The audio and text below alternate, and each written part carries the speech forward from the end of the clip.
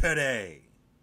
What does John Jones have on Dana White? Is it pictures? Is it a video? Did he catch him somewhere that he's not supposed to be? Because honestly, after seeing what's been going on over the last couple of months, we all need a boss and we all need a friend like Dana White. This and more on today's episode of Matter of Fact MMA. What's up? What's happening? Let's go. What's up, guys? We right back at it. We right back with it. It's your boy, Matt. And today we're just going to go over, a current topic going on right now in mixed martial arts. We're in a rare off week from the UFC where they aren't doing a show. The PFL is, they recently had a press conference trying to hype up their next fight with Francis Ngannou. I possibly might make a video on that. I'm not really sure. PFL's not doing the best job, but nevertheless, not sure. But what's going on the UFC side this week, right? So there's not a ton going on outside of this strange relationship between Dana White and John Jones that I might have a slightly different take from what I've seen, at least coming from the official MMA media. And so let's go ahead, let's dive off into this. So the current situation with John Jones, the UFC, and Dana White as it stands, Tom Aspinall is your interim heavyweight champion of the world, right? Tom Aspinall is slowly but surely becoming a huge name in the UFC. He's not quite there. I mean, he's not even on Alex Pereira level yet, but he's trying to do his thing. He's trying to come up, right? He just recently had a title defense over Curtis Blades just a month or two ago. So that's where he stands. John Jones has been out of the octagon. He was supposed to fight last November against Stipe Miocic, trying to defend the actual heavyweight championship of the world. He tore his pectoral muscle. He's been out ever since, right? But here's the thing, man. So currently right now, later this year in November, John Jones is slated to make his return to the octagon to still fight Stipe Miocic, because I'm not sure if it's Dana, I'm not sure if it's John, which I guess it probably has a lot to do with John. I doubt Stipe has any pull like that, but the UFC is not letting this fight die. So John Jones, instead of going along with the program, the UFC is already doing him a solid by even making the fight with old-ass Stipe, right? They're already doing him a solid. And I'm saying all this as a John Jones fan, but you got to call a spade a spade. When somebody doing a little something awkward, a little wrong, you got to call it out, right? So they're already doing John a solid by even allowing him to defend the heavyweight championship against Stipe anyway. But then he gets injured, and in most scenarios, Tom comes in. Tom becomes the interim champion when John is healthy again. Because, I mean, it's not like Stipe's really trying to play ball with the UFC, right? He's just getting an alley-oop, a free heavyweight title shot.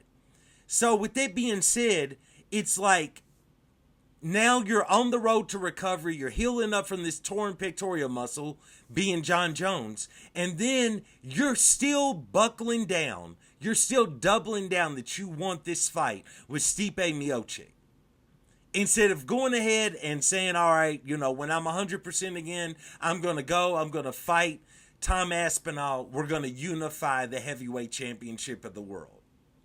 Instead, you're still calling for this fight against Stipe Miocic. On top of that, you're still not committing to you're going to fight Tom. Even though I will say that given some of John Jones' more recent tweets, which some of them have been pretty wild against Tom, it does seem like he's alluding to if the UFC ponies up and pays him the money that he wants for a fight against Tom, then he will fight Tom. And then you got Dana White, who's kind of like somewhere swirling in the middle. And the thing about this is like, MMA media has been losing their mind definitely over the last year, if not longer, over Dana White going around campaigning that Jon Jones is the GOAT of the sport. And this is driving MMA media insane. They can't possibly handle these thoughts, which I get it, but the level, the seriousness that they take it to, I think is kind of like, man, come on, bro. Y'all gotta move on. Like, they're so up in arms that Dana White is not saying Islam Makhachev is the GOAT of the sport. You know, Alexander Volkanovski is the GOAT of the sport. You know, some even believe he should say that Alex Pereira is the GOAT of the sport. They all want new GOATs, right? They all want different GOATs. Or at least, I should say, let me rephrase everything I'm saying. It's not necessarily just GOAT, but more so MMA media is upset about the pound for pound discussion and how Dana White feels that Jon Jones is the pound for pound guy. He's the pound for pound king. And they want pound for pound shed on, you know, some light shed on Islam or on Volkanovski or on any number of fighters. Now, I don't quite agree with Dana White's sentiment on Jon Jones being pound for pound the absolute best right now. You know what I'm saying? And I'm saying that as a Jon Jones fan. Because he's just so inactive, bro. He just hasn't been there. You know, he hasn't stepped in the octagon. He hasn't done anything in a while. So it's hard to put him right there at pound for pound. I get where Dana's coming from. He's never lost, technically. You know what I'm saying? I mean, you know, he's gone out there. He's beaten a lot of the greats. And within seconds, he goes up and he wins the heavyweight championship against Cyril Gane. I get it. I understand. But these other guys, I mean, you got to pave the way for some newer guys, Dana. And if they're winning fight after fight after fight right now, you got to shed a little bit of light on that. You don't have to say that this person or that person is pound for pound greatest of all time. But of the current moment, I think you could definitely make a case that some of these other fighters are better. But Dana's not trying to hear that, right? And it's this battle. Dana's always in a battle against the MMA media, right? The official media, like, you know, Ariel Helwani, Mike Heck, MMA fighting, SB.com, period. You know what I'm saying? He's always in a battle. Some people on MMA Junkie. You know what I'm saying? He's constantly kind of going back and forth with these people. And a lot of it centers around Jon Jones. And in my opinion, you know, it's got everybody wondering, like, bro, why does he keep glazing Jon? And what has Jon got going on? And is he ever going to fight Tom? And what's the deal with Alex Pereira going up, which is a fight that I've been calling for just because I just want to see it. It doesn't make sense. You know, it should be Tom, but I don't know if Jon's ever going to fight Tom, and he talks about Alex Pereira, so I want to see it. But that's not where we're at. Let's deal with Tom Aspinall right now. And part of me kind of believes, did the UFC see the writing on the wall? Like, I think at times the UFC, like, we make fun of them all the time. We make fun of Dana and everything. But at times, I think that we miss the genius of the matchmakers. You know, some fights that Dana calls to be made, generally, a lot of the times, are probably end up being terrible. And then Dana goes on the post-fight press conference, he's like, it was my call, I'm sorry. You know, the matchmakers, they didn't want to make the fight. I thought so-and-so was going to go out there and put it all on the line, but, you know, some guys going to make a lot of money. They just don't have it anymore. You know, Dana goes out there and gives you one of them. You know what I'm saying? But, bro, you got to hand it to the matchmakers. I think the matchmakers really do their homework. Sean Shelby, Mick Maynard. And you got to wonder, did they see the writing on the wall in the sense of Jon Jones? And did they feel like, man, if we throw Jon in there with some of these new fighters, I don't know if he's coming out. And I don't know if we should take the gamble of him losing to someone that it's like, bro, how are we even going to prop this person up? You know what I'm saying? And so they give him a fight against Cyril Gahn, which I think they pretty much saw, if you were smart, you saw the writing on the wall. John was going to go out there, whether it happened in a few seconds or not, he was going to go out there, he was going to grapple him, he was going to wrestle him, he was going to win the fight. That was already there. But against some of these other heavyweights, a lot of them you could say Jones smokes them, but there's a lot of them that's a little iffy because he's not as active as he used to be. You know what I'm saying? And he's not a traditional heavyweight. He might be now, weight-wise. But, so you got to wonder, did they see the writing on the wall? Did they let Dana know, let's squeeze all the juice out of this John Jones orange that we can? Let's go ahead, let's get him the heavyweight championship. Then let's go ahead, let's line up this fight with Stipe. We'll let him go in and smoke Stipe. We'll see what John Jones's temperature is about fighting again after that. And we'll see if we can match him up. If not, we'll let him ride off into the sunset and we're done with him. Then John gets injured. And this delays the whole process. And I wonder if right now, let's not worry about Dana White. Dana White's somewhat of a figurehead anyway, right? It's all about Mick Maynard and Sean Shelby. Let's say that they're looking at this like Tom Aspinall is on the come up. He's going to eventually start to get the numbers if he continues to win. He's already a star in Europe. So what can we do there? You know what I'm saying? And I wonder if they're just letting John Jones be John Jones and do weird John Jones things, keeping Aspinall on the back burner, allowing John Jones to go out there, get a fight with Stipe, do whatever. And then when the time is right, they let John know if you're going to fight again, it's going to have to be against Tom. And then at that moment, if they can reach an agreement financially, the fight will happen. If not, Jones will ride off into the sunset and the UFC can move forward with Tom as the true champion. Dana White will change his tune about all the things he's saying about John and probably go out there and do his thing about, Tom Aspinall's the guy and we tried to make the fight, but, we couldn't make the fight. John didn't want the fight, but Tom is the guy.